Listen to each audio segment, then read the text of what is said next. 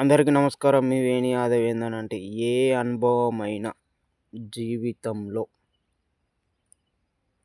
పెరిగే వయసును బట్టి రాదు, తగిలిన గాయాన్ని బట్టి వస్తుంది.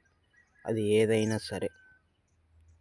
ఎందుకనంటే మనిషిలో ఏదో ఒక మార్పు జీవితంలో జరిగినట్టయితే ఖచ్చితంగా మనిషి మారగలుగుతాడు.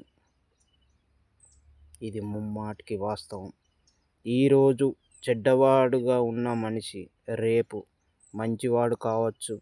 ఈరోజు మంచిగా ఉన్న వ్యక్తి రేపు చెడ్డవాడిగా మారచ్చు. దానికి కారణం వాడి జీవితంలో తగిలిన గాయం వల్లనే.